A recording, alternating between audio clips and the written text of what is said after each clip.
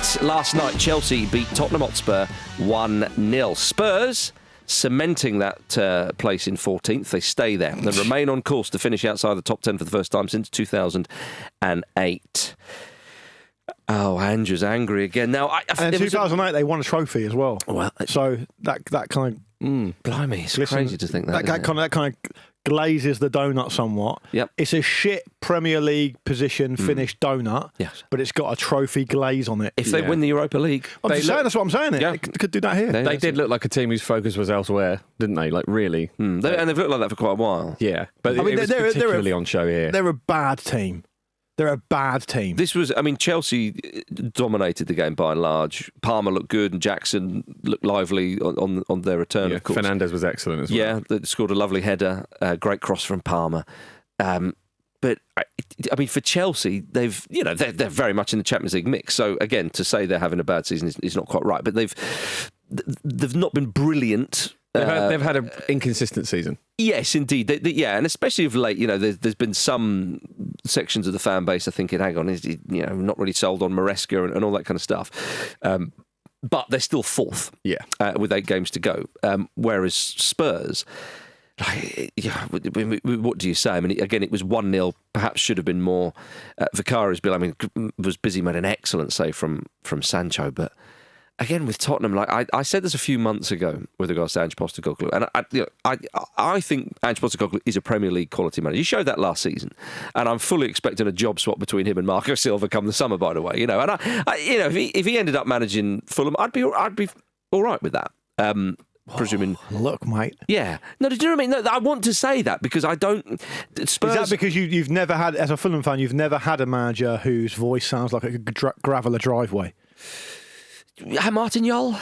Nah, avuncular. Yeah, way too avuncular. Deep voice, but not gravel a driveway type. Okay, but what were you saying? I can't remember. Well, no, I'm just saying, with regards to Postecoglou, Spurs are. Say what? Do the quote. Do the quote. No, I'm not going to do the quote. He did a brilliant quote. He said when he was asked about his job, he said, "There's a load of amazing candidates if I get sacked." Yeah, what's a great thing to say. It is, and it's fair. It's the refreshing honesty that we want to see from Premier League managers. But I just think with. Do you know what a judge would say at a really serious criminal trial? Yeah, I did it. It was me. Refreshing to have someone honest in this court for once. I think we could all agree. You still go to jail for the rest of your life. Yeah, but you get the backlog would certainly would eat into that, wouldn't we? If people start to admit what they've done, that backlog would go. Exactly. I agree with that. Exactly. So let's all learn from Postecoglou. And being the manager of Spurs is like some kind of custodial sentence, isn't it? Yeah. Well, he hates the press, doesn't he? So he's just coming up with newer and more kind of brief ways to just get the conferences over with, isn't he? Just get the questions done. I think it's just an example of that. That's my point. Look,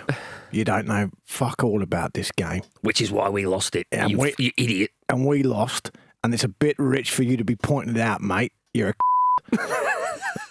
That's what he said. I thought he was in the room for a minute. Yeah. That's what he would like to say. He doesn't go that far, to be fair to him. Of course, in Australia, the C word can be a term of endearment as well. As it can here. And it's Scotland. Yeah. In the British Isles, it's still. Ultimately Spurs lose the game. They had the ball in the back of the net when Sarr scored, which was a lovely struck, although Sanchez got away with one my day, didn't goodness. It made amends, you might argue, for denying Son with what you would call a smart stop. But of course, Postecoglou was booed when Sarr came on and Bergvall went off, and then when Sarr scores, he cups his ear, doesn't he? Yeah, and his balls. He didn't cup his balls. Oh, okay. I thought he cupped his balls afterwards. He may well have done. I didn't see that, but he certainly cupped his ear towards the Spurs fans. Again, a term of endearment. Yeah, well, he said afterwards, because people were thinking, oh, I see, you're giving it to big one Spurs, and then, of course, the goal was disallowed. But he said, when asked about this, it's amazing how things get misinterpreted. I just wanted to hear them cheer. We just scored a goal. I wanted to hear how loud they could be. Whereas I think most people thought, you're just cheering now, or you get a load of that. Yeah. That's how it came across. But, a man under a lot of pressure. That is unquestionably what he was doing. Do you feel sorry for him, though? No, not really. I don't feel sorry for him. I think he's had plenty of opportunities to set his team up properly. I think he's had plenty of opportunities to stop his team being really, really sloppy. Every time I see them in the flesh, they seem really sloppy. I said to my mate Lee when I went to go and watch him at Fulham, I said before the game, we're sitting in our seats and I said to him, watch it. This Spurs team, are the sloppiest team you'll ever see. The only good quality team that's come close to how sloppy they are was probably that period of Man City, particularly at Arsenal, where they were really gave the ball away under no pressure so often. And it's quite interesting, I think, that Postecoglou has them playing this way. He wants them to play. He wants them to pass the ball out calm and build and not lump it or whatever it may be. And I just don't see how that translates to how really unfocused they all seem to be. Yeah. They give the ball away under no pressure so often. And I think this was true of Chelsea to a point yesterday as well, but obviously they were more efficient when it counted. A lot of this game was a lot of fun and kind of chaotic. End to end. It went comical pinball after the first 30 seconds. Absolutely, but when either team got into the box, it just all fell apart. But obviously Chelsea, sort of steadied that and sorted it out, and they got their goal and they turned the screw a bit and they were better. But I think a great example of how disjointed Tottenham were was how isolated Dominic Solanke was. You forgot he was even on the pitch at times. Yeah, and they just couldn't get any decent service to him. Can I just venture a tiny bit of analysis re that Sarr disallowed goal? Because you guys criticised Robert Sanchez there, and I understand why. If you watch it takes a bounce right in front of the keeper, and that's one of the things that really kind of makes it tough for a goalkeeper, because if it stays low or it bounces way before, obviously their reactions are like almost superhuman. You look at Vicario's save, and the reaction there is amazing. Those keepers are amazing at that kind of thing. It bounces at a key point where he doesn't quite sort of judge exactly how high it's going to go, and so it hits the top of his wrist and hits into the roof of the net. I think if it doesn't bounce at that exact point, I think he saves it. I'm not absolving him, and obviously it wasn't a goal anyway because he committed a foul. But he's been under a lot of pressure. I think they need to upgrade him for sure. I would also say on the disallow of the goal of the foul, I'm not going to take us down this terribly dark, awful, boring tunnel of VAR again. But I will just say this one thing. They're not helping themselves by looking at that 16 times. I counted it. I rewound the telly and I counted it. Yeah. And they looked at that pretty common or garden foul 16 times before they make a decision. What are you looking at? Especially on top of easy. On top of the other VAR one, which was much harder. The offside one was much harder to call, and that took ages as well. But surely after you've already had this long break, you've then got an opportunity to be really decisive with something really, frankly, clear and obvious in front of you, and they don't. Think about Van de Ven's hamstrings. They're going to call right down. I was gutted for Caicedo about that disallow as well. That was lovely. Because that was such a great brilliant goal, yeah. It was. Let me clarify some comments or some thoughts on Ange, because I do think he's a manager who can operate in the Premier League. I could see him going to another side after Spurs. We fully expect them to part ways, Spurs and Postecoglou, in the summer. And I could see him doing a fairly decent job somewhere else, because I think Spurs are in Manchester United territory now, almost like the unmanageable club. I don't think it's as bad as Manchester United, but I think you're close to it. But I said a few months ago with Postecoglou, they either sack him now or in the summer. And I felt that perhaps a few months ago they should have done it. And so many, but even on this podcast, people, well, who's going to take over? Who's going to take over? And I thought, but the rot has set in. The mood has been dampened so much. People say, but he's not. He's had so many injuries. I thought, yeah, fine. But when the players start to come back, which a few of them have, the mood is so low. I don't think he's got enough. But the issue, you're ignoring a really central issue in this, and I've said it time and time again. And it's unlikely, but it may even save his job in the summer, which is that Levy's running out of road big time, and at the moment he's a lightning rod, Postecoglou. The thing that Spurs fans are complaining about is the ownership, but actually if you drill down more forensically, what they're actually complaining about is an endless 18-month cycle of managers. And for Levy to do that and commit that heinous crime again, if you like, would put a lot of pressure on him, which is why get your tinfoil hats on here.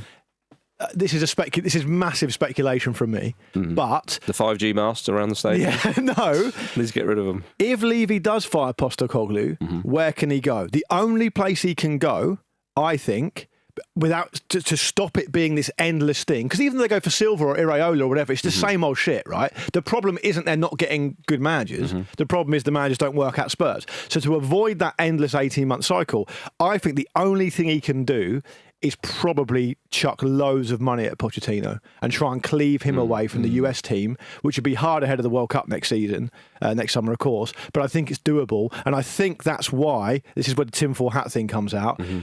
There's photos leaked of him with Pochettino. There's chat. Pochettino's always chatting about Spurs. Pochettino did something about 2 months ago where he was like, "Oh, it's unfinished business," or whatever it was he said. I think there's a possibility that they could go down that road. Otherwise, it's going to become as untenable as a owner who's got no real accountability to anyone anyway can get with Levy. So I think don't be too surprised if it doesn't quite go down the road of the manager's not working, we're going to get another manager and try a new name. They might have to do something a bit different, and it might be keeping him or going back to someone who a load of the fan base at Spurs still have a lot of affection for. Yeah, well, I mean, there's a lot of outstanding candidates out there. So exactly. Pick one of them, maybe. Maybe Ange could do it for him. Maybe they could. Yeah. Just get him to dig his own grave while he's there. Yeah. Pushing him in it. Indeed. Well, it was ultimately... not doing a fucking handover. We had offices on already, mate. Apologies to Australia. It was never apologise to Australia. They don't need it. They love the rivalry with us good-natured Brits with bad teeth, don't they? Exactly. Yeah. Pasty-skinned Brits. Yeah. Ashes is coming up as well. Get the fucking digs in early. I'll be more specific and say English than Brits. Yeah, fine. Yeah, fine. Well, look, Chelsea, it was a welcome win for them and Enzo Maresca. So their hunt for Champions League obviously is... a lot of yellow cards, Marcus. Well, yeah, enjoyable like that. Mark Cucurella didn't fall over once, and if Mark Cucurella's not falling over, he's bringing nothing for me. He's bringing the game into disrepute. Yeah, Spurs exactly. factor, Jim. Even they kept him on his feet. This game had everything apart from goals, basically. It should have had more goals. And Mark Cucurella falling over. Yeah. Because of one of life's simple joys is a man falling over. Now, this, of course, Spurs versus Chelsea is otherwise known around the world as the José Mourinho Derby. Yeah. And if you're talking about... And it's not just for the purposes of a tenuous link that we're saying that. It isn't, but it also works as that as well. It doubles up quite brilliantly. If you're talking about yellow cards, people who should have been sent off, all that kind of stuff, we go, of course, to what happened on Wednesday between Fenerbahçe and Galatasaray. We spoke about this on Reacts, Jim. We did. But let's repeat ourselves for anyone who missed it. If you did miss that, Galatasaray beat Fenerbahçe 2-1 at Fenerbahçe on Wednesday. And in the last 20 minutes of the game, there were 9 yellow cards and 3 red cards, and the 3 red cards were straight reds, so they're on top of the yellows. So everyone's got a card somewhere. It was quite extraordinary. And Jose Mourinho, who of course, lest we forget, did poke Barcelona assistant Tita Villanova in the eye back in 2011. The late great Tita Villanova. That's right, absolutely. Somehow makes it more disrespectful. Yeah, but Mourinho did apologise a decade later for it. Will he apologise to the Galatasaray manager for doing a little nose grab on Wednesday? Because again, if you haven't seen this, what have you been doing with your lives? Mourinho leans over when he's behind him as well, isn't it? Yeah, exactly. It's absolutely classic cowardly Mourinho, spiteful, all the rest of it. Leans over, gives him it's like an eye gouge, but a nose gouge. Yeah, and the manager it's a tweak. For me, it's a tweak. Yeah, okay. The manager then flops to the floor, as if he's just been... Like he's trying to get a free kick after the game. Well, Fenerbahçe have accused Okan Buruk of acting as if he'd been shot. So, yeah, I mean, he's very much the one at blame here, isn't he? Yeah, sure. What I found interesting about the whole thing is that, as you said it on Wednesday, Mourinho comes up behind Buruk and he gives his nose a tweak, right? Which is kind of a weird tactic. Like, I've not really seen that as a kind of accepted kind of act of aggression before. No, maybe it means something. Maybe it means something else differently in Turkey or whatever. But Buruk hits the ground like a sniper shot him. He does. Well, the Fenerbahçe official statement from the club is the absurdity of someone who is touched on the nose immediately throwing himself to the ground and writhing for seconds is clear to the public. Yeah, well, I do actually agree with that. Yeah, but I mean, you're forgetting the. Well, Mourinho shouldn't have done it, but the point I was just going to make was Buruk is a bit of a legend, right? He played for Galatasaray for a long time. He's an international footballer, loads of caps for Turkey. He played like Inter and places like that as well. Yeah, well, I mean, and for him, in what I perceive perhaps wrongly to be quite a macho society. It's quite. I mean, I can't imagine Fatih Terim doing that. Fatih Terim would have turned around and lamped him. Yeah, well, okay, so again, we go back to what the Fenerbahçe's official club statement was.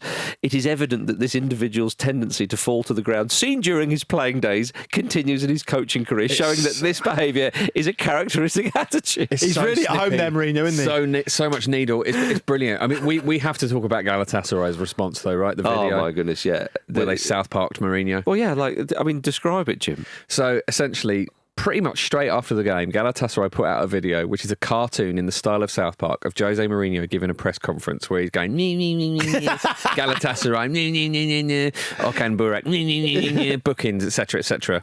And then he goes to bed. He gets a notification on his phone to show that Fenerbahçe have won the derby. Then he can't get to sleep because he's imagining Galatasaray winning, and then he wakes up in a lunatic asylum, which is incredibly disrespectful. With two other Fenerbahçe players? Yes, of course. Which was a detail we missed. The fantastic thing about this for me, the true genius of it, is that he will absolutely have been thinking about that night while trying to go to sleep. Yeah. And they've had a whole creative process about that, where the focus on it will have been how best can we get under his skin? Yeah. How can we get into his head? And they've nailed it. They're wasting their time with that. That's how they're using their time. Like official channels and stuff. It makes Arsenal look like amateurs with their letters. Wasting time with your letters. I'm into it. Start using your AI-generated South Park cartoon. Yeah, why not? But the only thing I would differ to you on, Jim, is right. I have the feeling that Jose Mourinho, whatever happens, always seems like he sleeps really well. Maybe. He just likes being talked about, doesn't he? I can see him shutting the bedroom door closed with a big smirk on his face, kicking the slippers off, giving himself an extra look in the full length. No, not this time. And having a kip. Not this time. You don't reckon? No, I think he's very much. I think he'll sleep soundly and he'll be like, right, tomorrow I'm getting the drawing board. Revenge. Yeah. Sleeping like Chuck Norris, basically. Yeah, a bit like that. Honestly, the revenge on this is going to be spectacular. It's got to be. Yeah, I hope so. It has to be. Good news for Jose, though, because as of today, he can officially own the trademark to his name. It's been owned by Chelsea Football Club Limited since the 4th of April 2005. Wow. Mad how this stuff works. Feel like Mourinho to have given that away, does it? It's amazing. Yeah, but he wouldn't have been the Mourinho of now then. Sure. He's probably very happy to be in the Premier League then. Yeah. Well, the club could use his name for merchandise reasons. I don't know if they're still selling stuff with him on there, but the trademark reportedly included lingerie as well. So who wouldn't want to see Jose Mourinho on some saucy underwear? Or in a pair of crotchless leather chaps. Does that count as lingerie? I don't know. Kind of cowboy lingerie, like Wild West lingerie. I'll defer to Jim on all things like that. Think of the Christina Aguilera Dirty video, but it's Mourinho in the lead role. Oh, yes. Yeah. Yeah, something wicked. I'm sure I can make it, and I hope it doesn't. I think we need to go for a break. Coming up after this, Arsenal are rumoured to be interested in signing Anthony. In football, you've worked with and alongside some of the biggest names in the game, some of the biggest coaches you've come up against as well. Who's been your biggest influence in your coaching career? I think myself. Talk about it with Football Ramble, everybody. Always good. Always influencing himself, that guy. Absolutely. Yeah. Everton Wonder versus... if he uses his left hand or his right hand for Careful. Everton versus Arsenal tomorrow, 12:30. Oh, Jim, Gabriel needs hamstring surgery and will miss the rest of the season. This is, of course, the injury he picked up against Fulham when he was subbed only about 16 minutes into the game. He started 28 of Arsenal's 30 matches, and it's just another injury blow. Yeah. As I say, they get Saka back, and everyone's very happy about that, and then bang, one of their crucial players is down. Also, Julian Timber went off in that game. I think he's going to be okay, but there's no official confirmation of that yet. Ricardo Calafiori is out. Ben White is out. Those are relatively short term, but it seems like they're getting dogged. Like whole departments getting shut down at once. It's the attack comes back to some degree, and then the defence falls apart as well. And Gabriel has been possibly Arsenal's best player this season, and been brilliant. They've had to lean on the defence. In the absence of so many of the forward players and with Mourinho playing up top, and that's been evident in how they've had far less attacking output, and over the course of the season this is going to mean drop points. Losing a player as serious as that, I think he's that important. It will be the difference between points, and it's a frustrating time as well because obviously Real Madrid are coming up, and they're already up against it with the kind of makeshift centre forward situation, and you want the best team out there to test themselves against Real Madrid, and unfortunately that's not going to be an option. Yeah, I mean, I would still fancy Arsenal to finish second in the league, but you're right, it is that Real Madrid game where you think if Arsenal have got Saka back, and if he can start the game, you imagine you get the minutes and they'll build him up to that, and so on and so forth. You think, mate, there's a slight. I think a lot of people expect Real Madrid to go through, but Everton started to sort of slightly loath to use the word plateau under Moyes, but I mean they've drawn 4 of their last 5, which is not terrible, of course, and losing at Anfield, anybody can do that. But I mean, when he took over, it was such a sensational start. But I think Everton, they are a difficult side to play against under Moyes. As I say, I know they've drawn 4 of the last 5, but still, though, and this is the type of game where Moyes will say, right, big team coming to town, Arsenal, but we know they don't like it up them, all that kind of stuff that Pulis used to do at Arsenal back in the day. Blah, blah, blah, blah. He's made them hard to beat. Yeah. And you guys, when you talked about the Liverpool game on Wednesday, you kind of, in my view, absolutely right to point out that it could have been different because you got Beto up front there. They were very one-dimensional, Everton, against Liverpool. You'd probably expect that at Anfield. They had this system they wanted to play, and it was actually fairly close to working. Yeah.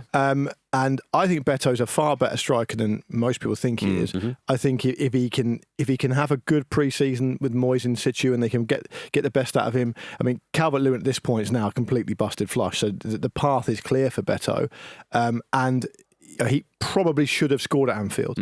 And I guess the point I'm labouring to make is just this idea that when they set their mind to it, a team under Moyes, they can make it really difficult for basically anyone. And if you look back at the complaints about what he was doing at West Ham, it was like it felt a bit of a disconnect because the ownership there and the recruitment team there were bringing in these players, exciting attacking players, and Moyes just wasn't really using them, and it was a source of great frustration at a club where the fan base do get pissed off about that kind of stuff. Yeah. Everton is just it's a nice pair of comfy slippers back on. They go and they relish playing against teams like Arsenal, particularly at home. And if Arsenal have got their own issues to worry about, Everton can make it very tough for them. Having said that, I personally believe that Saka playing from the start he's just massive for them. Not just because he's huge as a player and so talented and so unplayable at his best. I also think that he just gives everyone else a lift. Totally. And I think he could be the difference here. I think they could do okay. I'm not sure he will start. Well, that was my only question mark over that. My attitude, and Jim, you know more about Arsenal than me, but my attitude is that the type of coach that Arteta is, the type of stubbornness I perceive him to have, is that it just seems to me that Saka will play every single minute between now and the end of the season. Possibly, but he's looking at that Real Madrid game. He can't jeopardise Saka. But he needs minutes. He does, but I think it's risk versus reward with this one, isn't it? I'm not. I would be surprised actually to see him start. I think he might come on after like an hour again and then start against Real Madrid. But you're generally right. Once he's back in the rhythm of it, he does flog players. But I think. It's too crucial to keep him fit. Are Everton going to use their kind of, if you like, sort of special move, which is James Tarkowski being able to do whatever he wants to as an opponent and not get sent off? that situation just gets worse and worse. I find it incredible that as the days move on. He got that record, didn't he? 63 yellow cards he's got in the Premier League. Like Jim said the other day. Or was it 60 or 63? 63 is a whole season of playing on a yellow card. But even the Pugmol have said that he should have been sent off for that. I nearly called it a tackle. Assault on Alexis McAllister. I'll tell you what it is. It's just not good enough. Yeah. It's not good enough to have mistakes at the level where someone who's never even watched football before can say, "Yeah, you shouldn't be doing that," and they still manage with all these other people, with a referee, 2 assistant referees, a 4th official, a VAR, an assistant VAR. That's 6 of them who can all, in theory, intervene. None of them do, and even with the benefit of a replay. They still don't get it right, and then they say, "Oh yeah, sorry about that." It's not like this is a question of nuance. It's ridiculous. The level of incompetence is ridiculous. And off the back of that, sorry to ramble. Off the back of that, you cannot be in a situation where you have so few top-level referees that can take on these games. There's no punishment for these mistakes. That's the problem. They're unaccountable. Yeah, well, obviously, big Duncan Ferguson as pundit on Wednesday night was just like, it was just straight red card. I mean, we cross now live to fucking Stevie Wonder. He can say it's a fucking red card. Anyone can. All right. There's no one on the earth that's ever watched a game of football outside of that officials, those match officials, that don't think that was the easiest red card in the world.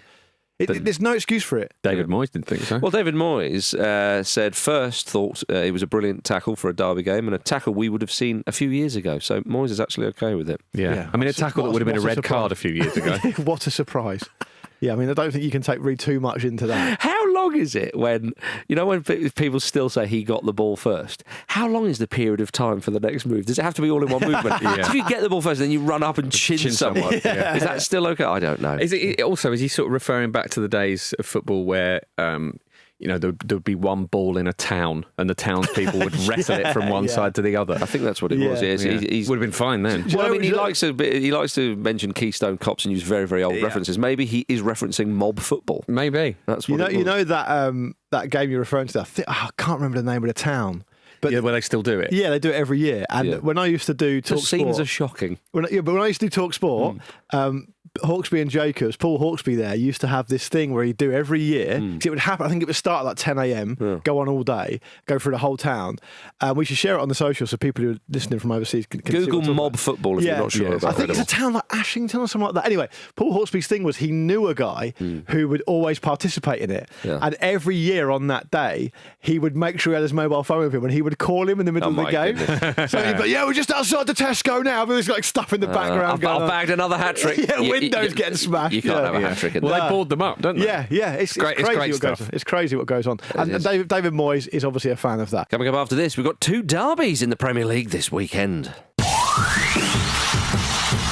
Gentlemen, it's Manchester Derby time on Sunday at 4:30. Yeah. On Wednesday, we spoke about former Manchester United players flourishing elsewhere, which of course included Napoli's Scott McTominay. He's been raving about the local tomatoes this week. I never ate them at home. They're just red water. Here they actually taste like tomatoes. Now I eat them as a snack. I eat all the vegetables, all of the fruits. It's also fresh. It's incredible. Honestly, when it comes to Mediterranean tomatoes, Scott McTominay is bang right. He's top on. And he's absolutely right. They were like a different thing out there. And we've all been to Naples together. We queued for like an hour and a half to have this very specific pizza in this one pizza place. Very famous. They only do a margarita. It was amazing, and it was because of the tomato base, which was really fresh. And the cheddar cheese. It had Cathedral City all over the top of it. Exactly. Melted on it. Now you're talking. Yeah. I mean, do you go extra mature or just mature when you buy Cathedral City? You know, I'm a big boy. Extra mature. You got big time. I'd have extra if they did it. One of my old bosses once sent me to the shop for a cheese sandwich. And he said, I said, oh, okay, I'll get you one. And he said, I like a cheese that unscrews the back teeth. Yeah, I mean, it's no surprise because the climate in the Mediterranean is a little bit different. Also culturally, clearly, they shop a lot more local. It's not as homogenised. No, there's definitely that. Yeah, you obviously do get. I think he's spot on. It sounds like something that would be quite quaint for like a kind of coddled, unaware footballer to say. But when you drill down to detail, he's a young man as well. And all that. Yeah. Scott McSauce knows what he's doing. Indeed. Exactly. But just red water. Love that. Try their custard creams, mate, and come back to me. Okay. Now, rattled. Yeah. So. Yes, obviously, Scott McTominay's moved on from Man United, so he's no longer on the wage bill. We do have to spare a thought for Jim Ratcliffe this week. Do we? Pour one out for Sir Jim. Very, very difficult week he's had because as of Tuesday, minimum wage went up, didn't it? No. So he'd be absolutely fuming at that. God, yeah. He'd be pouring over the Excel spreadsheets as we speak. Heads will roll. Yeah. Someone has to go. Who's going? Yeah, I'll have £12.21 an hour. That's what he'd be saying. I'll have a tomato juice for him. Yes, indeed. And when we talk about former Manchester United players flourishing, of course, Anthony is a case in point. Although he's still technically a Manchester United player, of course. However, Arsenal are reportedly, according to reports in Spain, interested in signing him. That would be amazing. Would it? Yes. Yeah, I think we might be coming at this from different angles. I don't personally think it would be amazing. Luke, if Arsenal signed Anthony, I'd be amazed. Yeah. To be fair to you, I'd be surprised if he was, with Saka in the side, if he was going to get any joy. But if Anthony moved to Arsenal and played amazingly well, it'd be hilarious. Jim, come on, you can't honestly say it would be amazing. I mean, I would, like I say, I would be amazed, but he's not going to move there and play brilliantly, is he? It's just not going to happen. Yeah. This is a nonsense rumour. It's an absolute nonsense rumour. But we're not above it. No, so we're going to do another few minutes Hey, on it now. Rumours in Spain are one of my favourite new romantic bands. I don't know why they're getting involved in this sort of stuff. Jim, are you above this rumour that Almost certainly not. Manchester United are reportedly considering re-signing David De Gea? There we go. It's great policy, isn't it? It's great process. Apparently he's been excellent for Fiorentina. I mean, he hung around the Manchester area for a while, of course. Maybe he's still doing that. Yeah. All right, fine. You don't have to phone ahead. Wait, we'll just sign you again. That would be brilliant if they re-signed him. Yeah. I think, I think it would genuinely be quite a good move for them. Damning for Onana, wouldn't it? going back to the Anthony thing. Come on. There is a part of me that thinks that Arteta, the type of character he is, looks at Anthony and goes, yeah, I can get a tune out of him. And a lot of managers do fall foul of that stuff. You can't see him playing above beyond Saka. Well, that's it. isn't it? And also the wages would be insane. But And also the terrible bellend. And just a really, really poor level of ability in No, both but he fronts. has high ability, though. That's the thing. He's a very one-dimensional player. He is. What a dimension, though, as he's proven at Real Betis. Now, Ederson, Manchester City goalkeeper, of course, once again recently talked about the fact he's played every game in the same pair of underwear, same pair of boxer shorts for the last 8 years. He was interviewed on the BBC by Shay Given, and Shay seemed sort of slightly surprised, but an investigative journalist he is not, and didn't really sort of want to ask too many follow-up questions, understandably. And surely Jack Grealish can't know about this, because he would have definitely given him a wedgie by this point. Jack Grealish ain't giving Ederson a wedgie. No way. There's a hierarchy involved there, Marcus. Imagine if you wedgie Ederson's lucky pants into shreds, you are dead. You are absolutely dead. But Grealish, the UFC fighter in him that is clearly just below the surface would come out and you'd be fucked. But Grealish is the type of person to do something and then quickly disappear into the crowd. It's like, who was that? Like that time he poured water down. Who was it? I can't remember. It was Kevin De Bruyne or Bernardo Silva or something. They were coming up. Grealish was a sub, and they're trotting out at half time. And he just walks past his own man and pours a little bit of water down the back of his shirt. And he's turning around, and Grealish gets away with it. We went to Leeds away once, a few of my mates and me, to go see Portsmouth there. And my mate accidentally poured a whole bottle of Lucozade down a very, very hard-looking bloke's back, standing behind him. Accidentally? He opened it and someone knocked him and it came out of his hand and went all down his back. And what did the guy do? He was fucking fuming. He was raging. Did he bash him up? It was one of those games, it's a really warm day. Well, so he should have appreciated it's full it. fat, sugary Lucozade. And he's 300 miles away from home. It's not great, is it? And also, as well, if the Lucozade sort of seeped into his skin, it would have given the bloke extra energy to kind of keep going. But he, Did he get on his bell? He just turned around and went, "Gets to your thirst fast." Yeah. Fortunately, he didn't have a top on. None of us did. Well, the aforementioned Jack Grealish scored in the Premier League for the first time in 14 months when Manchester City beat Leicester 2-0. Did you see the post-match interview? I did. It was very affecting. It was. He was very emotional, wasn't he? Speaking about his struggles for form, and then, of course, mentioned his late brother. So we love Jack Grealish, and in moments like this, you just think, oh my goodness, like there's often, I mean, obviously that's a very specific thing on a specific date in the calendar, but again, talking about his struggles for form this season and so on, there's often a bigger picture.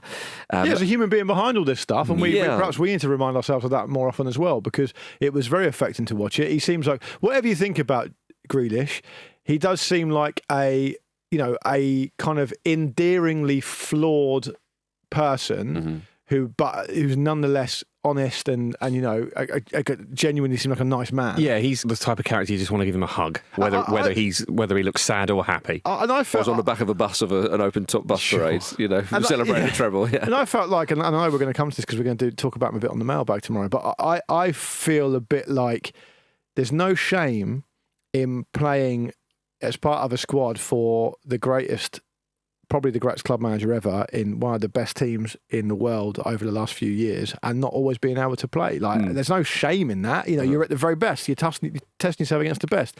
It's kind of interesting, isn't it, the way professional athletes, they always want the very best for themselves. And I always remember that Ricky Hatton quote where Ricky Hatton, for those people who don't watch boxing very much, he's a brilliant fighter, world champion, had some amazing wins, and the only two people he lost to were Floyd Mayweather Jr. and Manny Pacquiao, two pound for pound all-timers, right? Yeah. And he said in the documentary that was released about him after, I just felt like a failure. And it's like, it feels like that to you because of the standards you demand of yourself, but you've been a world champion. Yeah. You've fought all around the world. He gave us a lot of cheer as well. Yeah. And so I guess there's an element of that to very top level athletes. And Jack Grealish clearly in that interview came across as someone who felt like him on some level, he just wasn't quite where he wanted to be. Mm-hmm. And then when you bracket that all up with the personal stuff he's had to deal with, which I was actually unaware of, I didn't know about that, it makes it a couple of things. It makes it very, very affecting, but also a reminder to us in the media, there's a human being behind all this. We've got to be careful of that. Yeah, and as you said a moment ago, do join us for the mailbag tomorrow where we will be speaking more about dear old Jack Grealish. Make sure you're subscribed to The Ramble wherever you are listening to this.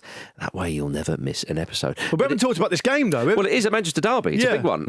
And Man City are heavy favourites for this, of course, because they're a better team, and Manchester United are a bit piss poor at the moment. But City aren't great. They'll want revenge, though, won't they, for what happened in this derby earlier on in the season, City, and they've course corrected a little bit now, and you think this is a chance. I think this will be a sort of internal marker of progress almost. They have to win this, I think. Oh, we're going to see Harry Maguire up front again. But you know what? I mean, I was annoyed not to mention that. Is it the worst idea? The answer to that question is no. No, because he's looked like their most potent striker. So that's the damning indictment. Yeah, it is. The ultimate head on a stick. Yeah, it really is. Because if they start with Maguire up front, I am all in. Give me a Man United shirt with Maguire 9 on the back. It would be so good. They essentially. Amorim's in a position. We know the position he's in. He wants to do what he wants to do. Who knows what's going to happen? He needs some time to be able to implement it. He needs to be able to sign players. Whether he's going to be able to or not, I don't know. He needs to move players on. Blah blah blah. But genuinely, for that portion of time, I know it was only a short amount of time, but Maguire did look much more likely than a Xerxes or a Højlund or even a Garnacho. I know he's not a striker, but Garnacho played the whole game against Forest away, and he has gone from someone who I thought looked an exciting player to someone who's a bit lightweight, super inconsistent, drifts out of games, can still show it in flashes, good close control. That one chance where he kind of took the ball really well from a long pass and perhaps should have done better, but the first touch was amazing. He just needs, a lot of these players just need a fresh start somewhere. Yes, they do. And it's happening over and over again. So, look, I would say there's something in the idea that Man United have been able to give Man City a bloody nose throughout this period in a kind of interesting way, because it used to be the other way round. When Man United was super dominant back in the day, City would occasionally really just give them a good old reminder. Yeah. And now this is happening the other way around. The FA Cup final, of course, this game we just talked about where Diallo scores the late winner. To be fair to them, Diallo did look like a really good young attacking player as well before he got that injury. So there's been flashes. It's difficult to predict this game. This game is always difficult to predict because this is the game more than any other where you go into it and think, right, it's going to be interesting as a neutral to see Man United get an absolute shellacking here, and it very rarely happens. And City haven't put back-to-back wins together for a little while now. Last time they did that was in January. It does feel like they could. Man United could bloody that nose again, especially at home. Although that in itself feels less of an advantage than it has done in the past for United. It is a tricky one to call. Now, some experts have crunched the numbers. Oh, boffins. Yes, the boffins are back. Boffins are back, absolute are they? Numbers, bods. And from the 2019-20 season to 23-24 seasons, now that does include COVID, where fans weren't around, so I don't know if that was the best sort of sample size. But anyway, they've revealed which matches have seen the most arrests. And therefore...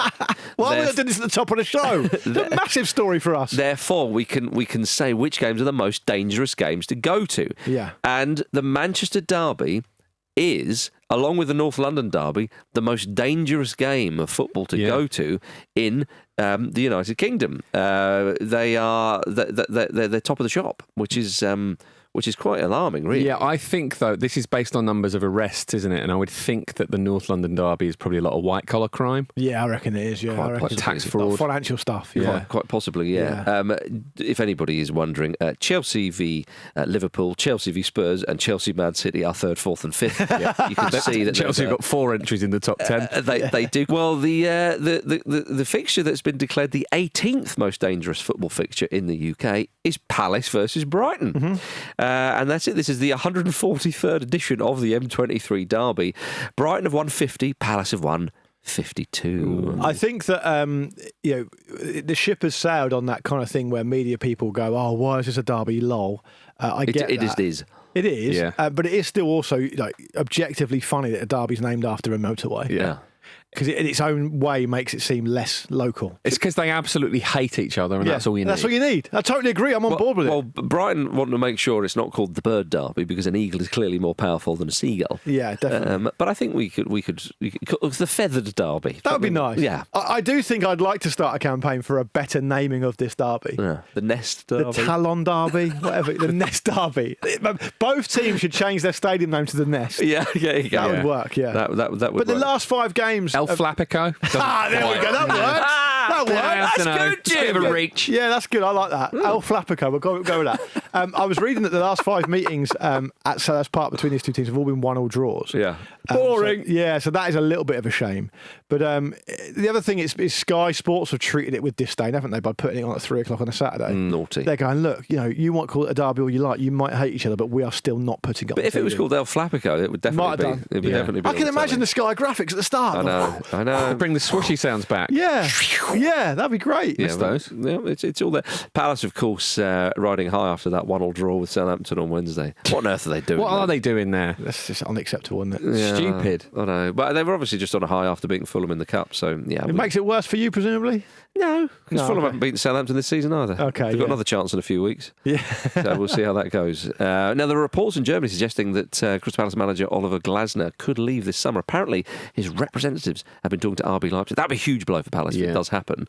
Absolutely. If he was to deliver them a trophy and then leave, I think they could probably forgive him for that. But he's been great for them, and as I say, the fans love him singing his name all game. So we'll see how that one plays out. Yeah, and I think it's probably rooted in the idea that Leipzig are having it. It's Leipzig he's been linked with, isn't it? Yes. They're having a bit of a wobble. They've kind of consistently been top 4 in the Bundesliga for the last however many years, and now they're struggling to replicate that. So maybe they do want to change. And the guys also discussed it on OTC in a bit more depth. So it's definitely worth checking that out. Go and search for On the Continent and subscribe there, because the guys will give you some proper insight. But it would be a massive blow for them, totally.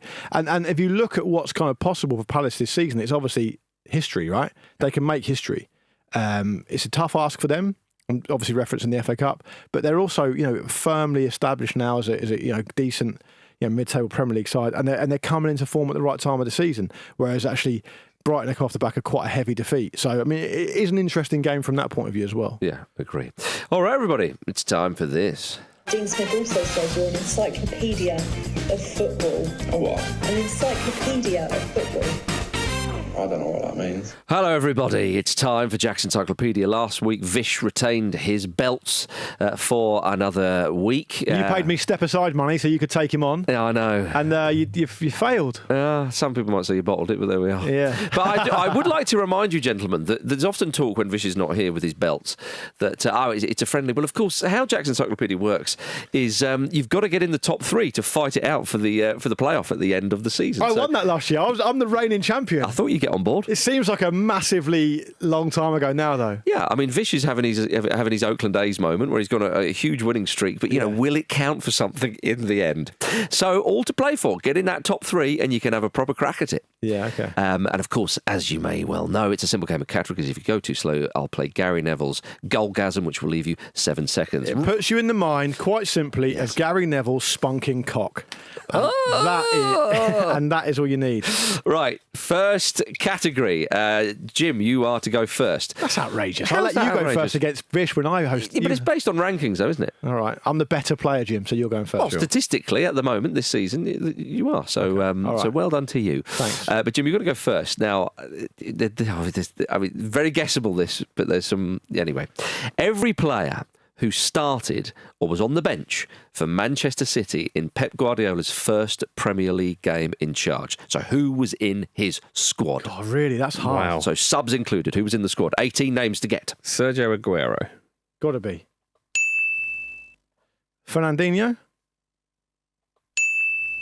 Vincent Kompany.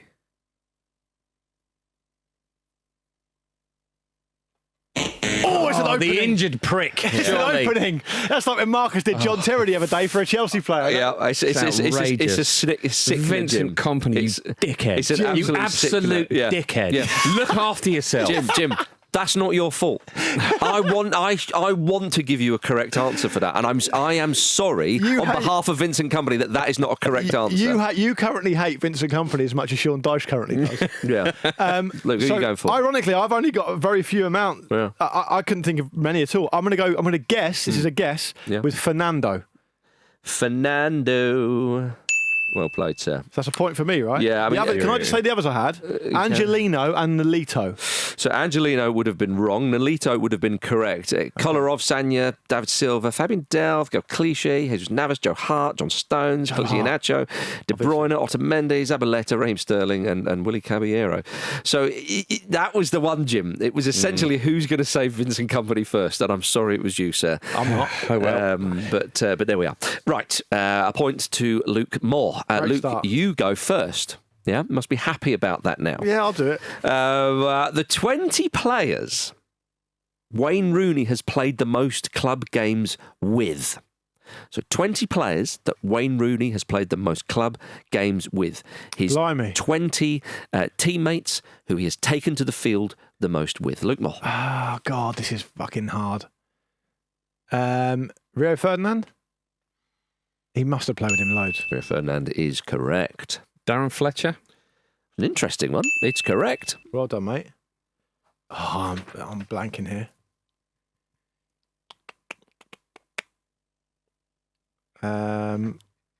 David De Gea? He played loads for Man United. David De Gea is correct. Of course it is. Yeah. What are you down yourself for? I've just come up with a blank. You know how this game works, mate. I do, Jim. Yeah. I know exactly why you're doubting yourself. Gary Neville? Would have been interesting had that have been a clue if we'd have played his Goalgasm. Yeah. So you can see where we're going with all this. Just trying to think of the year that he signed for United. Oh, yeah. Ryan Giggs? Ryan Giggs. Of course, that's correct. Of course it is. Nemanja Vidic? Oh, I was going to say Of course him. it is. You know why I didn't say him earlier? Because I wasn't sure if he played enough season. I had some doubt in my But mind. he played about a him lot. too.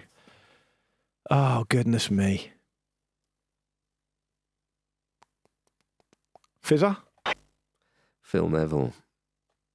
Ah. Incorrect. I was thinking United and Everton, you know? Jim Campbell for the round. Michael Carrick? Michael Carrick. Of course Yes. it is. Jim, well played, mate. Well Thanks, played, mate. Jimbo. else is in there? Antonio Valencia, Ashley Young, Chris Smalling, Cristiano Ronaldo. I had him written down and I thought, no, he didn't play for Same. long enough. Yeah. Edwin van der Sar, Ji-sung Park, Johnny Evans, John O'Shea, Nani, Patrice Evra, Paul Scholes, Phil Jones, and Wes Brown. Should have got Evans and Yeah, all of those feel quite obvious afterwards, as is always the case. Well, it's delightful that it goes into a third round, gentlemen, on Jack's Encyclopedia.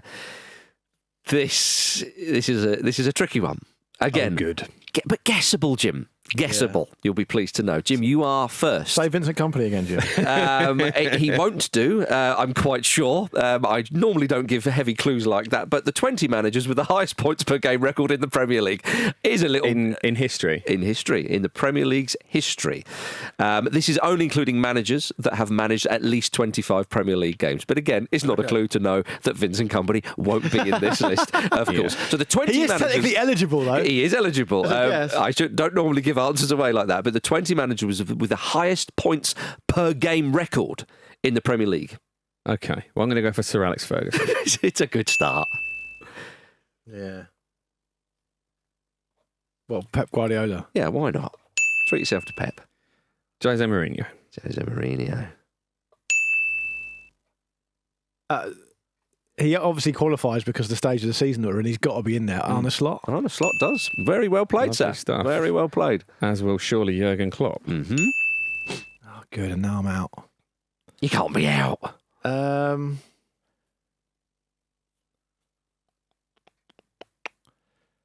goodness me.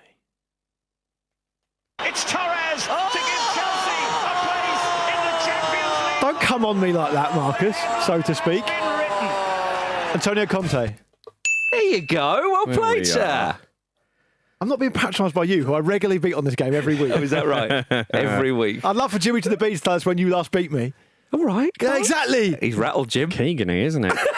Well, that technically counts as a That guess. doesn't count. That's a That guess. doesn't count. That's a guess. His name's not Kevin Keegan-y, is it? Jim, who you got? I'm going to go for Arsene Wenger. Of course you are. That was an oversight by me. Why didn't I think of that? Lukey Moore.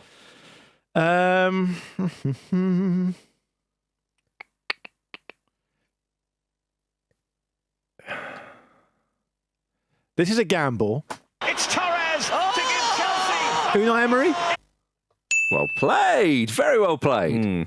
We must be getting through these here. 2, 4, Yeah. 6. We've done 9 already. Or 8 or 9 already. Jim? It also feels a little gambly. Carlo Ancelotti? Got to be. Yeah. Well, I mean, he won the league. Yeah. Top 20. Top 20 is actually a bigger range than you'd perhaps expect. There's one or two surprising names I in wouldn't them. be surprised if the aforementioned Mauricio Pochettino's in there. Correct. Well played. Of I tell you what, this is a good round, lads. It's a Yeah, good round. it's not bad. Which is why I said come on to you, Luke, because I think you're better. There's no need for that little outburst, which I may well mark you down for. Jim? Roberto Mancini? Of course he is. Like you're thinking there, Jim. Oh, that's giving me pause for thought. Not many left.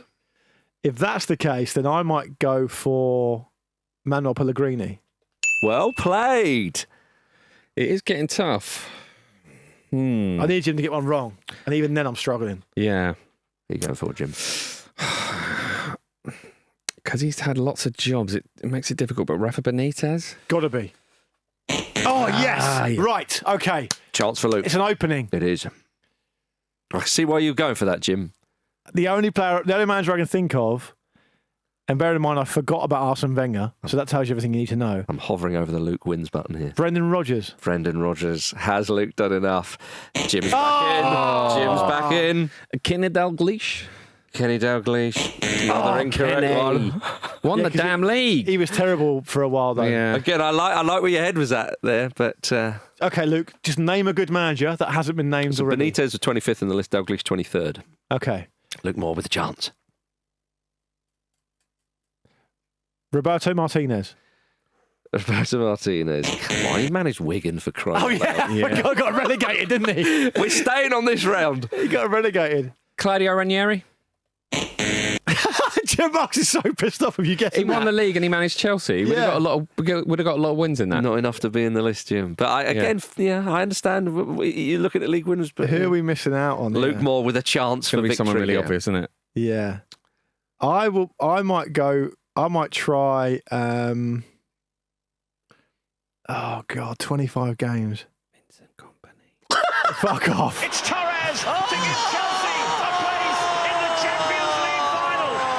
The headline has been written. I got nothing. We go to a tiebreaker. Jim Campbell. I thought you were going to say Mikel Arteta. Oh, my God. Why do we not say Arteta? Fucking hell. Yeah, because I understand you went for league winners, but Arteta was in there. And Slot was in there as well, so of course Arteta's in there. Yeah, Gianluca Vialli was in there. Wow. Gus Hiddink. Okay, yeah. Incredibly, Andre Villas-Boas Yeah. was in okay. there. Thomas Tuchel. Yeah. current England some manager. big names, some big hitters. Luis Felipe Scolari, sorry, and Louis van Gaal. Phil. Louis van Gaal was in there. Incredible. All right. So I understand that some of those names were difficult to try and get your mind around. Arteta's a big But oversight. I thought Ridiculous. after, but then you were going down the line of winning managers and Yeah. so on. So it's easy. It is so easy when you're in the chair that I am in today, everybody, as I've proved time and time again when I've not been in this chair. Yeah. This is a nice one that everybody can get behind, in particular Luke Moore. This is the tiebreaker. Every club Southampton have lost against this season in all competitions. How long have you got? In all competitions. How long have you got? 17 answers. I'll go In all competitions. in all competitions. I will go for Manchester City. Yeah. I'll go for Arsenal. Who else have we got? Liverpool. Spurs. Just down as Tottenham here, which I know they love. Nice little callback. Aston Villa.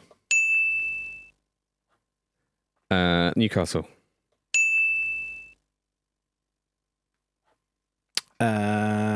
Let's go with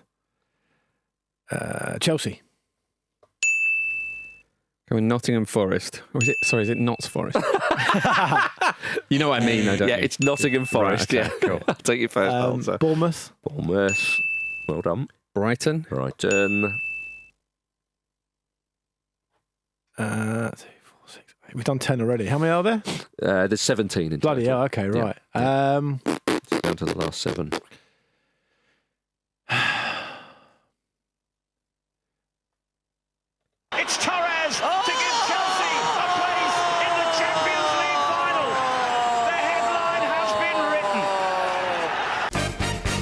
Wolves. I'll give you that just. It was in time. Yeah, that's cheeky. I just said I'll give you that cheeky. just. He knew what he was doing. Yeah. West Ham. Straight back to Luke. Fuck's sake, Jim. I'm now struggling because I just basically avoid all their games, so it's difficult to get You've got 5 left. Yeah.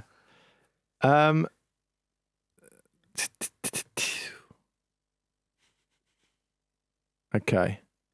It's Torres to give Chelsea a place in the Champions League final. The headline has been written. Ipswich. Yeah. Everton.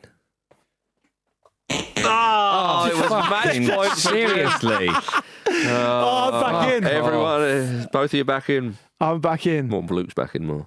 Yeah. Okay. Oh God, Luke, just name a team. Just name a team in the Premier League. We're going to be here all day because this is the tiebreaker. We've got nowhere to go. This will be loving this. Yeah. It's Torres to give Chelsea a place in the I'm fed up of hearing Gary Neville. headline has been written. Leicester. It's there. Yeah. It's a right answer. Because it was earlier in the season. That's right. I think they were 2-0 down and they pulled it back to 3-2. Yeah. Jim. Brentford. Oh, for right. fuck's sake, Jim. 3 answers left. Think of the listeners. Three Fall on your sword. 3 answers left. Okay, I'm trying to think of who else they would have played. Other Premier League sides. Yeah. Other obviously. sides from other leagues in the Cups. It's Torres to give Chelsea a place in the Champions League final. The headline Oh, Man United. It's the right answer. Oh my God. Jim Campbell. Crystal Palace. That is unbelievable. Is there one left? There's one left. It's Torres to give Chelsea a place in the Champions League final. The headline has been written. I got nothing. Jim, can you win it?